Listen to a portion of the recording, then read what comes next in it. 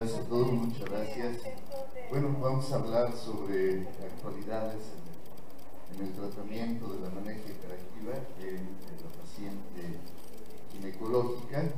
Digamos, la especialidad es la urología ginecológica y esta es una enfermedad que, si bien no pone en riesgo la vida, al igual que la que acabamos de escuchar, la excelente ponencia que acabamos de escuchar, sí afecta definitivamente la calidad de vida de quien lo padece. ¿Por qué? Porque la sintomatología que aqueja estas personas no está avanzando. Cámbiale la pila, ¿no? Vamos a la siguiente, por favor, mientras cambia la pila. La sintomatología que aqueja a quien presenta vejiga hiperactiva son incremento de la frecuencia urinaria. Me voy a pasar de este lado para permitirles ver a quienes están en este lado del auditorio. Esto es ir al baño más de 8 veces en 24 horas. Esto se incrementa, se le conoce como incremento de la frecuencia. La nicturia, nocturia o somnuria, que es un término más apropiado, es decir, es el tenerse que despertar durante la noche para ir y vaciar la vejiga.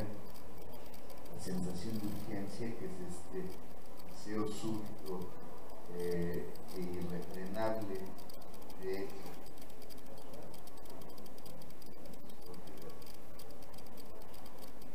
la urgencia, que es esta sensación súbita que presentamos de querer vaciar la vejiga con temor a poder perder orina, que se acompañe o no de incontinencia de orina, de pérdida involuntaria de orina, ya sea, como veremos en la siguiente diapositiva, que existen diferentes tipos de incontinencia de orina. Esta es una condición médica que afecta a todo el mundo, que afecta a todas las edades. Se puede presentar en niños desde su primera infancia, es decir, cuando vemos que son niños que no logran el control de esfínteres. Normalmente en estos pequeños lo que hay que buscar es alguna causa neurológica. Hay que ver si no hay un cierre defectuoso de canal raquídeo, espina bífida oculta, cualquiera de estos problemas que den este tipo de sintomatología, y la edad de mayor presentaciones en la tercera edad. Como les mencionaba, no afecta la vida, pero sí pone en riesgo la calidad de vida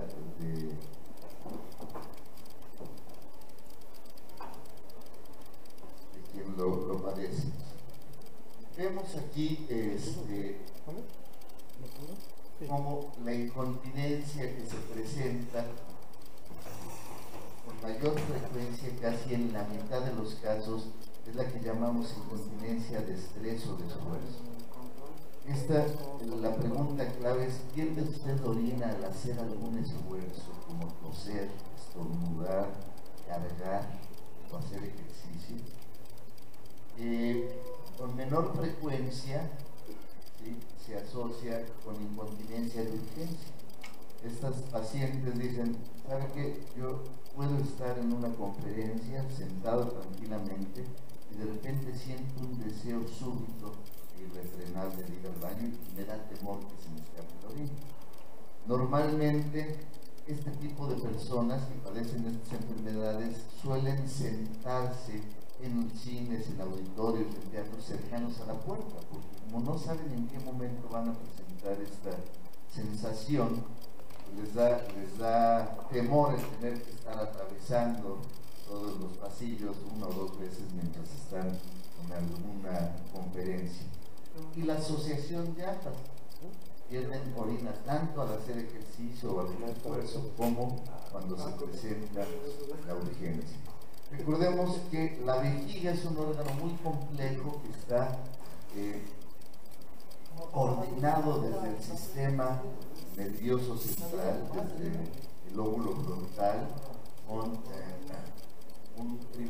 una primera asa a nivel de la base del cerebro, a nivel del puente, y con la coordinación efectiva que se lleva en todo el sistema nervioso periférico hasta los nervios que propiamente la inervan y la coordinan, y que las raíces terminales se sitúan en el espesor del músculo detrusor de la vejiga. Y entonces esto hace que en forma coordinada, cuando funcionan adecuadamente el sistema nervioso simpático, el parasimpático y el somático, hacen que durante la fase de almacenamiento el sistema parasimpático se mantenga quiescente, se mantenga tranquilo, y que haya un predominio de efecto de los nervios simpáticos, que por un lado en el cuerpo vesical van a relajar al músculo defusor, y por el otro en la uretra van a incrementar el tono de la uretra. Y coordinadamente con la acción del nervio pudendo, que está a nivel de S2, S4, esto incrementa el tono en la uretra y le permite a nuestras vejigas que durante la mitad del llenado no nos concienticemos de que tenemos vejiga. Si esto no se mantiene funcionando adecuadamente, a cada momento que estuviera llegando orina en los riñones, nos estaría desencadenando el deseo de micción. A la mitad del llenado se presenta en forma fisiológica un primer deseo de micción, y a partir de ahí son más frecuentes los avisos.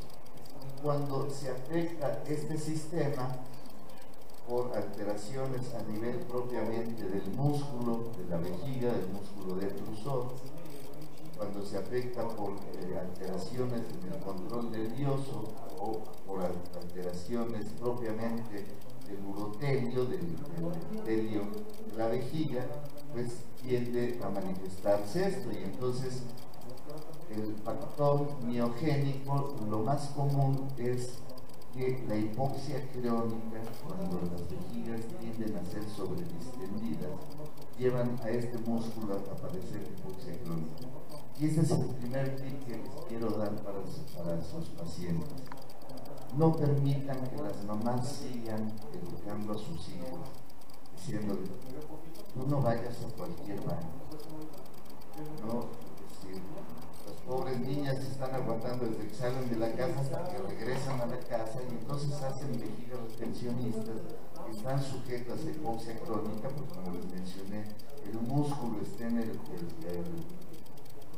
las raíces terminales están en el músculo detrusor, y si lo mantenemos completamente distendido, sufre hipoxia y empieza a sufrir estas alteraciones.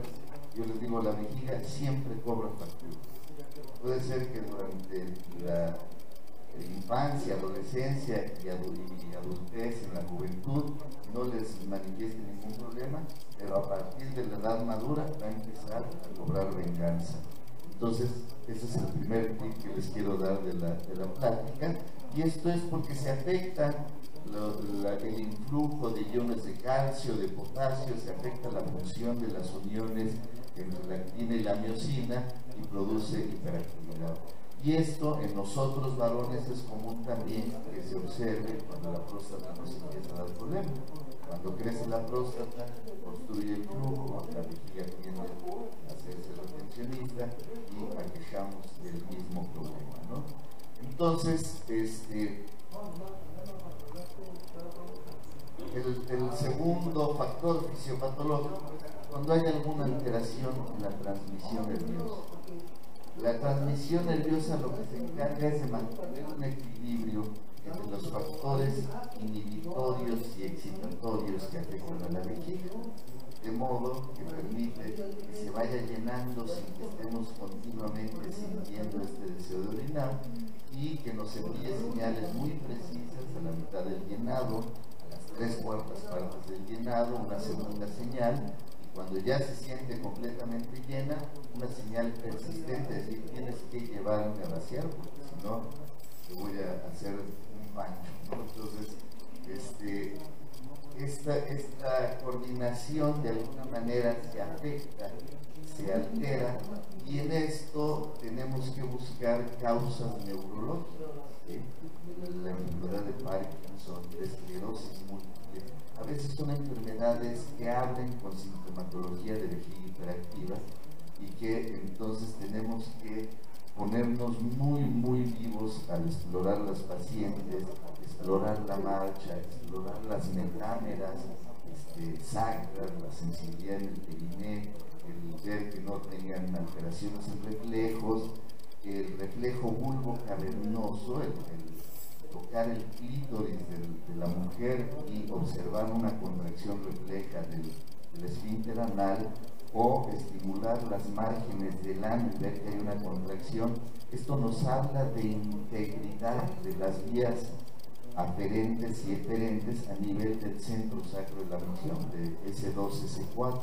Entonces son dos reflejos muy simples que pueden hacer ustedes durante la exploración, o al explorar a un paciente varón, el comprimir un poco el glande también desencadena esta contracción del ano, ¿no? Entonces esto de alguna manera nos puede hablar de indemnidad del centro sacro, y podemos de alguna manera pensar que no sea una causa neurológica. Pero si las pacientes les dicen, saben que yo soy diabética, tengo esclerosis múltiple, tengo Parkinson, tengo una serie de alteraciones en el sistema nervioso, derívenlas con el especialista, porque requieren de un estudio un poquito más a fondo de su situación. Y cuando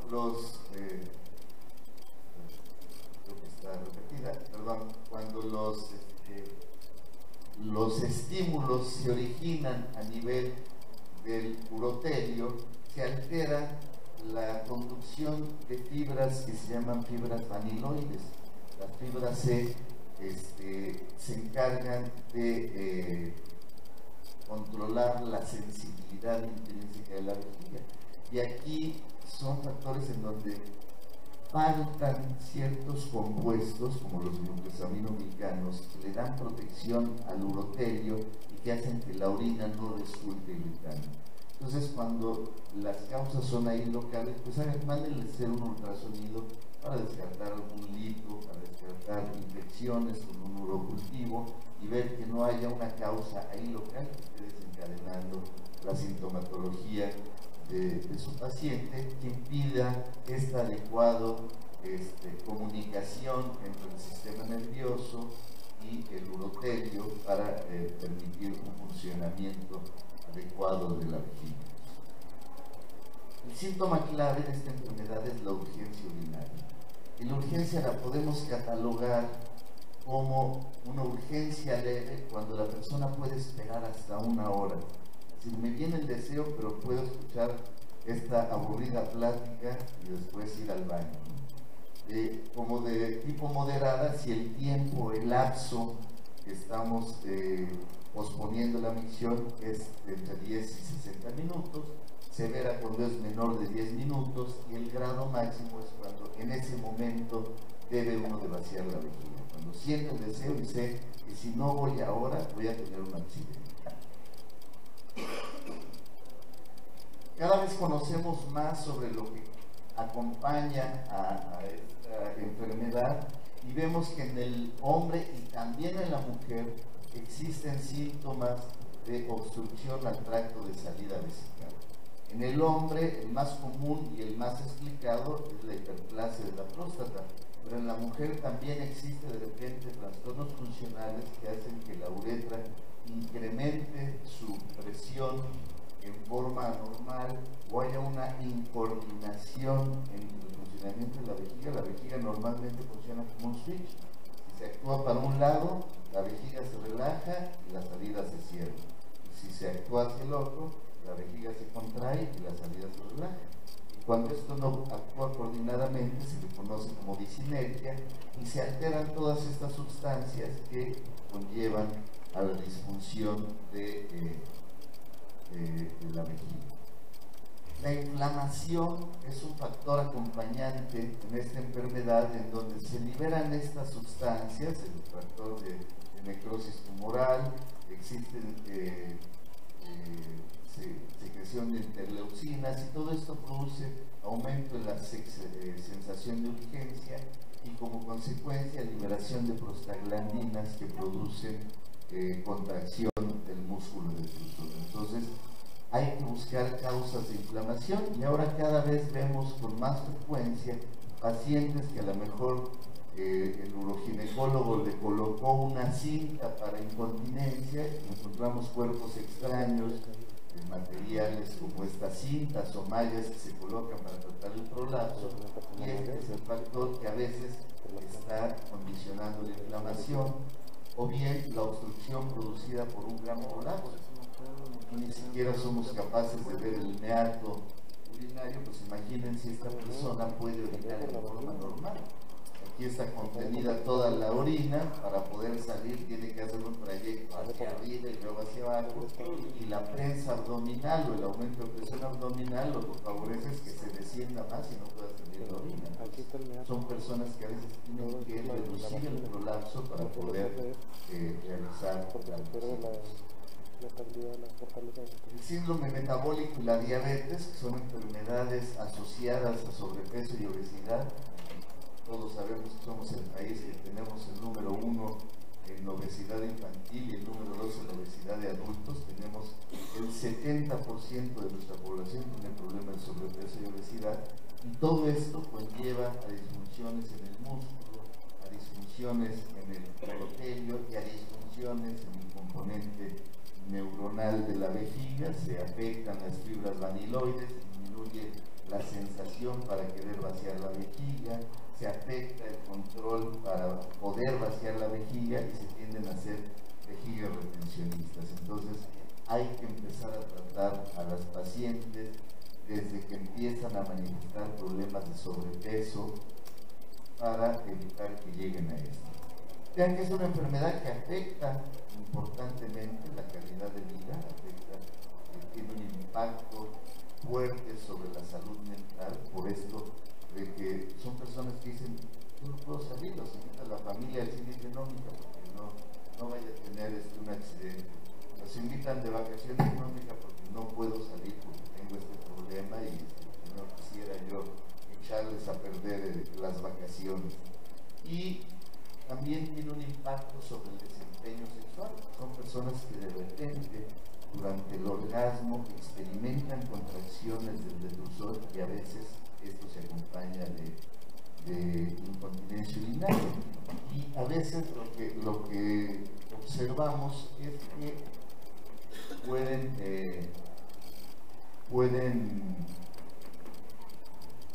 confundirse con esto, que cada vez toma más presencia dentro de la sexualidad, que es la eyaculación femenina, ¿no? Entonces a veces hay que saber diferenciar si de lo que está perdiendo es orina o se trata de una eyaculación femenina, ¿no? Pero sí les afecta en la fase de deseo, en la fase de excitación, y en ocasiones la presencia de orina continuamente en la vulva y en la vagina les lleva a infecciones de repetición que les van a dar problemas de dolor durante el acto sexual. Como ya les mencioné, la urgencia es este deseo súbito e irresistible de orinar, que es difícil de diferir. La incontinencia de urgencia es el escape involuntario de orina acompañado o precedido inmediatamente por la urgencia urinaria. El aumento de la frecuencia es aumentar más de 8 veces al día, y la nicturia o somnuria es el levantarse exprofeso a orinar durante la fase de sueño. Yo les recomiendo que les hagan estas 3 preguntas a sus pacientes de rutina. Díganle, ¿en los últimos 3 meses ha perdido orina, aún en cantidades pequeñas? Y les dicen, estas pacientes suelen decir sí. Durante estos últimos 3 meses perdió orina, elija él o las que aplique. Al realizar alguna actividad física como toser, estornudar o ejercicio, esto nos orientará a incontinencia de esfuerzo. Al tener urgencia o la sensación de tener que vaciar la vejiga con temor de no llegar suficientemente rápido, esto nos orientará a incontinencia de urgencia. O sin actividad física ni sensación de urgencia, Esto nos orientará a un problema más complejo, como puede ser un problema neurológico. Y la tercera pregunta: durante los 3 últimos meses perdió orina con mayor frecuencia al realizar alguna actividad física, al sentir urgencia, sin ninguna actividad física. Y para ver si se trata de incontinencia mixta, es más o menos igual de frecuente con la actividad física o con la urgencia. Esto nos orienta a pensar que el problema es mixto. El estudio estándar de oro para hacer el diagnóstico es la cistomanometría durante el estudio urodinámico.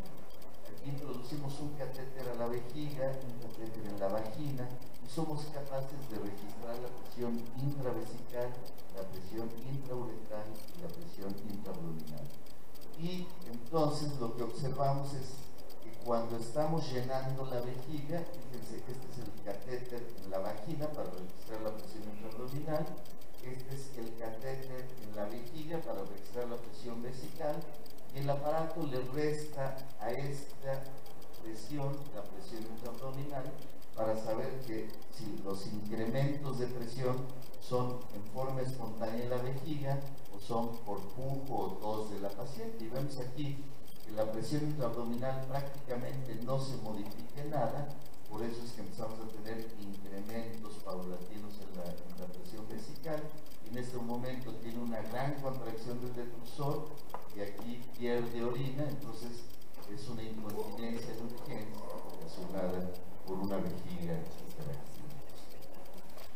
¿Cómo abordar a la paciente? Bueno, hacer una historia clínica, hacerles un urocultivo, hacerles una glicemia base y pedirles un diario vesical, que les hagan una bitácora de 3 días. ¿A qué hora orina? ¿Cuánto orina? Si pierde orina, ¿en qué condiciones? Fíjale, cuando se le escapa la orina, ¿qué estaba usted haciendo? Algunas le van a decir ejercicio, brinqué, pero algunas otras les dirán, estaba llegando a la casa y al abrir la llave de la puerta sentí un deseo refrenado. Pues estaba yo lavando los trastes y me mojé las manos y esto me ocasionó. Entonces, esto orienta a pensar en urgencia y en problema de urgencia. Si no hay infección urinaria, si el diario vesical nos orienta a pensar en esta posibilidad diagnóstica, bueno, iniciamos el tratamiento. Y el primer tratamiento es la educación vesical. Recuerden que todos nacimos con una vejiga automática que nuestros padres nos enseñaron el momento socialmente adecuado para vaciarla. Entonces somos capaces de volverla a controlar. Hay que volverles a insistir. Cuando usted sienta el deseo de orinar, no salga corriendo despavorido al baño. Lo que tiene que hacer es los ejercicios de piso pélvico, contraer, cruzar las piernas y dejar que el deseo disminuya al paso. La próxima vez que todos nosotros sintamos el deseo de orinar, hagamos esta prueba. Contraemos el elevador del ano, pero hay que enseñarles a contraer el elevador del ano. Muchas veces en la exploración le dicen, a ver, contraiga, les hace unos actos, contraiga, y lo que hacen es tocar. Entonces, se les tiene que explicar, decirle, toda la musculatura del piso pélvico se comporta como un todo. Entonces, el nombre viene precisamente de la función que desempeña, que es elevar.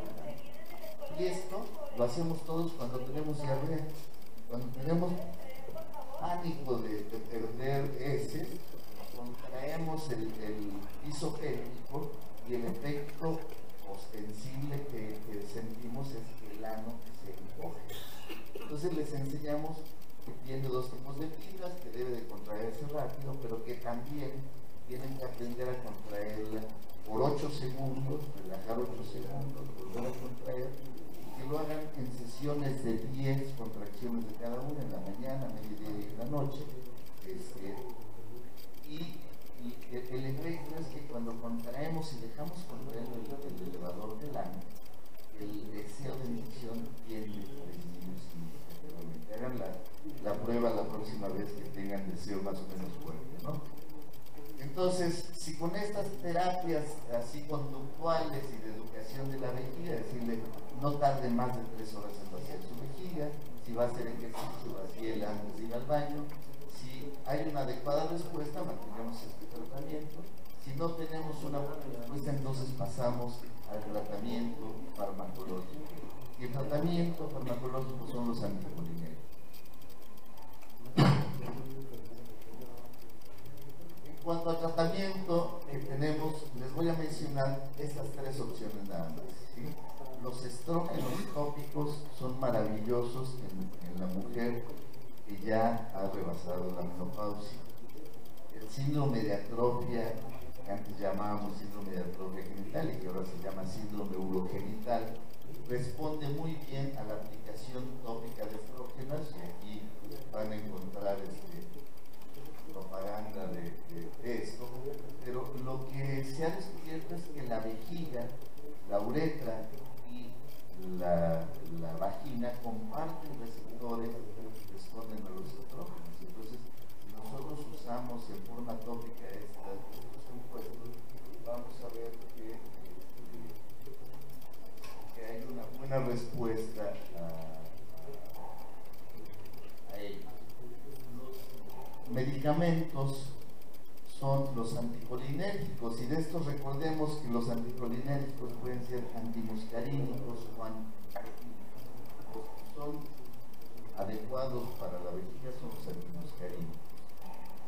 Y esto que está por salir, pero aún no sale en el país, que son los agonistas beta-adrenoreceptores. Como les mencionaba, el sistema simpático se encarga de mantener tranquila también la vejiga. Uno es inhibiendo la acción del parasimpático con un antimuscarínico, o favoreciendo la acción del simpático con los adrenoreceptores. Lo que sabemos es que hay una gran cantidad de fármacos para tratar la vejiga hiperactiva. No pretendo más que enseñarles que de las opciones que tenemos en el país, que son tolterodina, darifenacina, solifenacina, todos estos tienen un nivel 1 de evidencia con un grado de recomendación A para el manejo de la propagandina, que era un antispasmódico de uso muy común hace algunos años, y otros no tienen tan buena evidencia. Y acá abajo la toxina botulínica aplicada dentro de la vejiga también ya tiene un buen nivel de evidencia para su uso en el manejo. Lo que sabemos en la actualidad es que prácticamente todos los anticolinérgicos tienen efectos secundarios, todos tienen resultados semejantes. Entonces yo la recomendación que les quiero dar es que opten por el que controle mejor la sintomatología de los pacientes, el que tenga mayor apego al tratamiento, es decir, mayor facilidad de dosificación, y que tenga algunos factores que les diré muy brevemente, ¿no? Por ejemplo, tolterodina a largo plazo disminuye en un 76% los periodos de incontinencia de urgencia, que es lo que más devasta a la paciente con vejiga hiperactiva.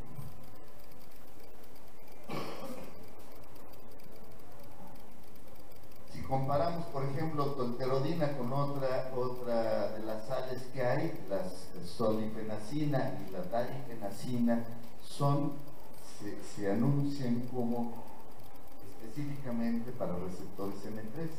La tolterodina tiene 80% de receptores M2 y de 20% de receptores M3. Vean ustedes en dónde se sitúan los receptores, ¿sí? El M2 predomina en la vejiga y el M3 predomina en el colon. Entonces, estos medicamentos van a tener más cantidad de efectos secundarios sobre el tracto digestivo. Van a dar mayor constipación, mayor disfunción intestinal, mayores posibilidades de obstrucción.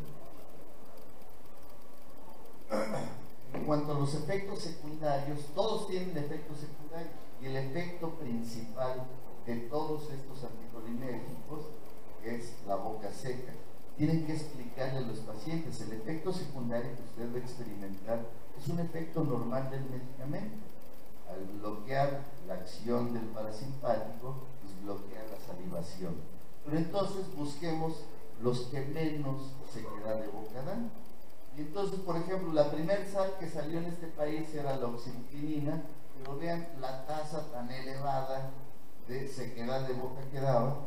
La paciente decía: doctor, entre que no puedo hablar porque se me pega la lengua, los ojos los siento secos todo el día, prefiero aguantarme mis síntomas urinarios, ¿no? Entonces, por eso es que han salido opciones, por ejemplo, de la misma oxibutinina, como parches o como de aplicación intravesical, pero vemos que la tolterodina tiene un rango de efectos de sequedad de boca mucho más bajo que la oxibutinina a nivel oral, ¿no?